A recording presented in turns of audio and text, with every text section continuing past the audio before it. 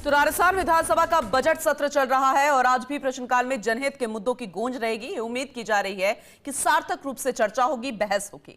सदन में बजट पर बहस तो होनी है और लगातार जारी भी रहेगी, लेकिन ऐसे में जब विपक्ष की तरफ से गतिरोध थमने का नाम नहीं ले रहा, तो ऐसे में सार्थक बहस कैसे होगी, ये बड़ा सवाल खड़ा हो रहा है। क्योंकि आज भी सड़कों पर उतरने की तैयारी है कांग्रेस की तरफ से। कल भी हमने तस्वीरें देखी थी, पूरे राजधानी जयपुर में जुटे थे तमाम कांग्रेसी कार्यकर्ता और जो मांग थी उन मांगों को लेकर अड़े हुए थे।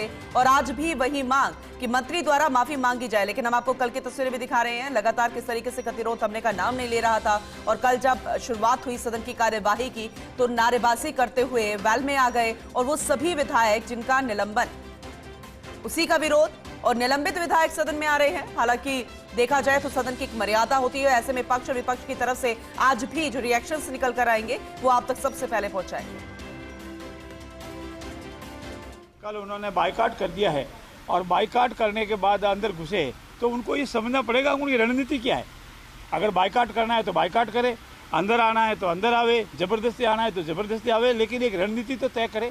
कल जब ये घोषणा करके गए हम तो बाइकाट करेंगे, कभी भी नहीं आएंगे तो बाइकाट करें, और बाइकाट नहीं करना, अंदर आ रहे तो वेलकम है। और जो प्रतिबंधित है उनको तो विधानसभा की कार्रवाई के अनुसार अंदर नहीं आने दिया जाए। कोई संभावना है क्या आपको? हमारे दरवाजे हमेशा खुला। कल आप मेरे साक्षी हो, पिछले 3 दिनों से मैंने जितना प्रयास किया और सब एक मत हुए, और एक मत जो विधानसभा के स्पीकर के वैश्य में जो तय हुआ 3 बार सबकी सहमति से, उसके बाद विधानसभा की फ्लोर पे आके नट जाना, ये मेरा समझे इतिहास में ऐसी घटनाएं आज दिन तक नहीं होगी। और इतिहास हमेशा इसको दोहराएगा कि आदमी पलटू कैसे होता है और जो बात तय ही उसके नटा कैसे जाता है, उससे विफल कैसे हो जाता है। मैं मेरे शब्दों में निंदा करने योग्य शब्द भी मैं नहीं मानता। मैंने जो कहा है उस पर मेरे कायम रहना चाहिए। हम सभी रहे और कांग्रेस के सभी वरिष्ठ नेता भी उस पर कायम थे, सिवाय एक आदमी के। इसलिए मैं उस आदमी की ऐसे घटिया हरकत के लिए निंदा करता हूँ। धन्यवाद।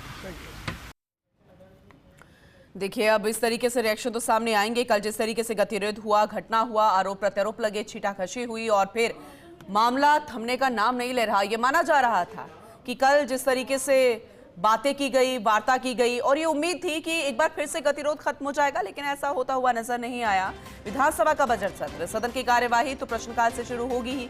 उम्मीद है सार्थक रूप से चर्चा हो, लेकिन इस बीच मुख्यमंत्री से जुड़े विभाग, उप मुख्यमंत्री दिया कुमारी से जुड़े विभाग, संसदीय कार्य विभाग, खाद्य नागरिक एवं आपूर्ति विभाग, वन विभाग से संबंधित विभागों का देखा जाए तो पटल पर रखे जाएंगे। सवाल जवाब होगा। उम्मीद करेंगे कि सवाल पूछे जाए तो जवाब उसी तरीके से दिए जाए अगर सार्थक रूप से सदन चलता है। कार्य सलाहकार समिति का प्रतिवेदन भी पटल पर रखा जाएगा। मुख्य सचेतक रखेंगे बीएससी का प्रतिवेदन। सदन में आगामी दिनों में होने वाले कामकाज से संबंधित प्रतिवेदन भी होंगे। इसके अलावा प्रवर समिति का प्रतिवेदन सदन में आएगा। राजस्थान भूजल संरक्षण प्रबंधन प्राधिकरण विधेयक 2024 विधेयक पर गठित प्रवर समिति का भी प्रतिवेदन रखा जाएगा। लेकिन इस बीच आपको रिएक्शंस भी सुनाते हैं जो अभी 11 बजे की कार्यवाही से पहले सामने आ रहे हैं। माननीय भजन लाल जी के नेतृत्व वाली सरकार, भारतीय जनता पार्टी की सरकार जिस तरीके की योजनाएं लेके बजट के अंदर आई है, चाहे पहला बजट हो चाहे दूसरा बजट हो, उससे कांग्रेस के अंदर बौखलाहट है।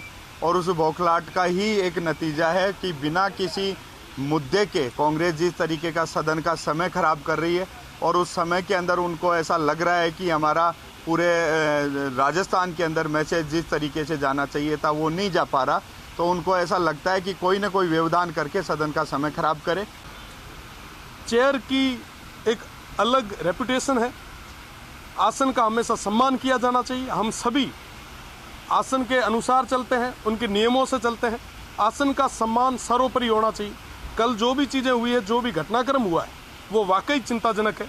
मैं समझता हूँ कि भविष्य में ऐसी कोई घटना नहीं घटे और प्रदेश की जनता की बात को, उनके मुद्दों को मजबूती से इस सदन में रखा जाए। अब चाहे रविंद्र भाटी हो या पक्ष हो विपक्ष हो, हर कोई यही कह रहा है कि सदन की अपनी एक मर्यादा होती है, उसका उल्लंघन नहीं करना चाहिए। लेकिन सवाल तो यही है कि जब पक्ष जानता है, विपक्ष जानता है, निर्दलीय विधायक जानते हैं कि सदन की अपनी मर्यादा होती है, तो फिर ये उल्लंघन करने वाले लोग कौन हैं?